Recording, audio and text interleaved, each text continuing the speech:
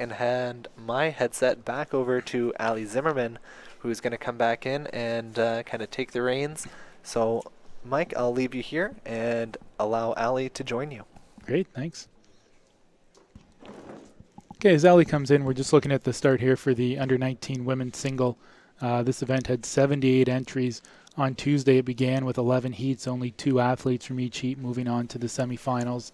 Yesterday, there were 3 semifinals. Again, only 2 athletes able to make it out of each semi into the final. So to be racing here in this event certainly takes a lot of work. There's certainly a pretty high pedigree of athlete, despite being, again, one of the younger crews out there. I'm looking already. I know Carrie Schaefer, the coach of the DWRA Detroit crew, and Mark Henry from Western Middlesex Boat Club in London. Both of them have competed for Team Canada in the past. Yeah, and for St. Catharines, Haley Mercury, coached by Michelle Fisher, who was the 2017 Row Ontario Coach of the Year. Haley also won the senior women's 63 kilogram single at the CSSRA Championships in the spring and represented Canada rowing in the Canamex Regatta as well. We do have the winner of the 2017 under-17 women's single, Abby Maillet from Leander Boat Club, coached by Jake Thomason in this event as well in lane 4. So from closest to furthest, we have DWRA Detroit, that's Mary Claire Graham in lane 2, Grace Hutton from Western Middlesex Boat Club in lane 3, Abby Maillet from Leander Boat Club lane 4, Haley Mercury lane 5 at St. Catharines, Graciela Leon from Row House lane 6, and Catherine Breen from Dawn in lane 7. Yeah, Graciela Leon, she was racing at the U.S. Club Nationals a couple weeks ago. She finished 4th in the junior women's single there. So it looks like we're in for a fairly competitive race. Haley Mercury leading the field through the semifinals with a qualifying time of 8:11, about 5 seconds faster than Graciela Leon. But all of the crews are fairly tight coming into this final. And it looks like we are off with a clean start. Yep. You see the umpire just tuck in really close in there, just make sure they get off in the first 100 meters or so, and then they'll drop back a little bit. So the women in this race are racing for the Alex Wilson Trophy. Alex is a longtime St. Catharines athlete and coach, and was still coaching when I began coaching in the early 2000s.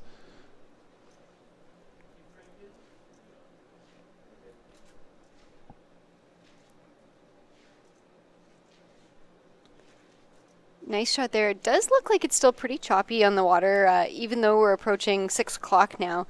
Typically we find in the evenings on the Martindale Pond, it does get a little bit flatter. Yeah, it looks like there's a fair bit of parity with the 6 boats. No one really has jumped out to a commanding lead, which oftentimes in singles, people like to sit back a little bit and let the others do some of the heavy lifting in the first 500 meters of the race and really save themselves for later on. Definitely a lot of strategy in the small boats, and it really speaks to the mental tenacity of some of these young women as they plan their own race, execute their own race. There's nobody out there but themselves. There's no coach, there's no coxswain, not even a teammate. So it's whatever they've got that they can pull off in the final of the under-19 women's single here. As we're approaching the 500 meter mark, we have Haley Mercury and looks like Graciela Leon up in the lead, but Grace Hutton is also in the mix, as is Catherine Breen. This is a very tight race in the first quarter. Very exciting. I know Grace Hutton is a multi-sport athlete. She's newer to rowing. She's from St. Mary's, Ontario, just outside of London. Really strong all-around athlete, and it's nice to see that she's having such a good, strong performance at Henley this year. So as we move into the second 500 meters of the race, you're going to start to see the strategy play out a little bit more. This is where you'll start to see some athletes decide to make some bigger pushes through to see if they can open up some space on the field and maybe use that as a way to build confidence moving into the second 1,000 meters. Last year, the winner of this event was from Narragansett. Her name was Camille Vandermeer. She won it in a time of 7:43.44. And interesting with the singles, you know, it really could. There's not a powerhouse club necessarily, so it's interesting to see the real mix of clubs that we're seeing. Yeah, I think so. You'd see here Western, Leander, St. Catharines, and Dawn. These athletes certainly would have had a chance to compete against each other in the Ontario racing circuit. But then you have Row House and DWRA Detroit in the mix. So the Ontario athletes won't be sure what to expect from these athletes from the United States. Some of these athletes, I'm sure they've got their sights set on university rowing next year or perhaps the year after that. So the singles are a really good indicator. It's you get out exactly what you put in. There's only one person in that boat. So if they're having a really good year, a good competitive summer, this might have some influence on, particularly if they're in grade 11, where they might end up in terms of university. And it looks like Haley Mercury has made a nice push here in the second 500 to open up a slight lead on the field. But you can also see that Grace Hutton isn't letting her go. She's still tracking with her bow, just making contact with Haley's stern. Again, second 1,000 of the race. It's almost like a brand new race for these girls. They might, shake off if they had a bad stroke in the first half or something that might have mentally broken them a little bit. This is a chance to reset as they approach the second half. Maybe they've got a little bit of a push or they've saved a little bit because this third 500-meter stretch is typically a little bit more demanding. Well, I think the weather conditions, too, could play a factor. With the strong wind, the athletes are going to be gripping the oar handles a little bit tighter. So some of them could start to feel the stress from that, start to tighten up, shorten up a little bit as their muscles start to cramp up. So if they're able to stay loose and relaxed in these conditions, it's certainly going to be helpful. It probably has a lot to do with the conditions, what they might be used to, where they're rowing at home. Dawn Rowing Club, I know, is quite sheltered and typically has pretty flat water. St. Catharines, Haley is probably very familiar with all different kinds of conditions out on Martindale Pond. Yeah, we get a nice mix of everything here, but it looks like Haley has opened up a little bit more of a lead in this third 5. Still quite gusty out there. You can almost see her ponytail being blown around with the wind, but it doesn't look like she's having too much trouble with it. You can even watch her blades. There's no contact with the water really at all until she gets up to the catch. Yeah, she's handling these conditions really well. She's coached by Michelle Fisher, a longtime St. Catharines coach who rowed for Penn in her university career. And Michelle's been coaching the junior women in St. Catharines for a long time, and it looks like she's coached Haley exceptionally well because she's approaching the 1,500-meter mark with a very commanding lead. Absolutely untouchable at this point, barring any catastrophic issues in the last 500. Grace absolutely battling it out there with Graciela from Row House as well. Abby from Leander. And for all of these athletes to be in the top 6 of this regatta, when you have 78 entries, it's certainly an accomplishment just to be in the final.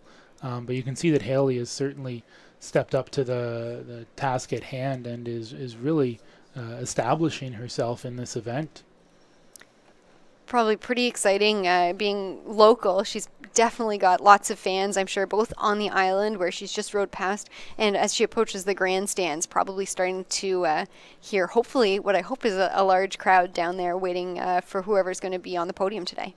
Yeah, I hope so. And for Haley to have a year where she can win a CSSRA gold and a Henley gold is certainly a difficult feat to do. So it's taken a lot of effort on her part, and I know she worked a lot through the winter with Michelle Fisher as a part of the junior development squad that St. Catharines has been running for the last couple of years.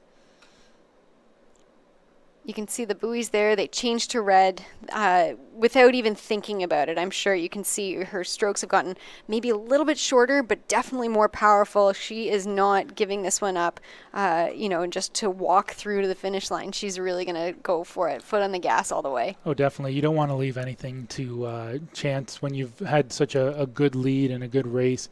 The last 200, she can just fly through based on, again, like you said, hopefully the crowds cheers for, being a local athlete. There's definitely no mistaking that uni, the cerise and blue. And a slight fist pump from Brent Duncan over in the background as Haley wins Henley Gold, winning the under-19 women's single. An awesome celebration and well-deserved from Haley Mercury of St. Catharines. I'm sure that her coach, Michelle, is being congratulated on the island right now as well. But what a well-fought race by all 6 of these young women. St. Catharines unofficially, of course, in a time of 7:41.63, almost a full 9 seconds, again, ahead of Grace Hutton out of Western Middlesex Boat Club in London, Ontario. And another, good tight battle there between Grace and Abby And you in can see third. You can see with the times the impact that the wind is having. Yesterday, in tight races, these women were finishing around 8 minutes 11 seconds to 8 minutes 15 seconds, and here you have times in the 740s and the 750s. They're definitely managing the conditions without too much trouble, though. Just to they're not letting the wind blow them around. They're looking really solid as they row down the course.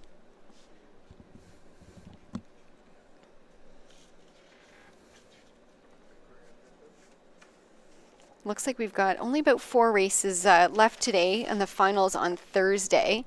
We are getting ready for the men's senior lightweight 4. This is a straight final event, so there were no heats or no semifinals. These guys have lined up 7 boats across to see who's going to take away Henley Gold.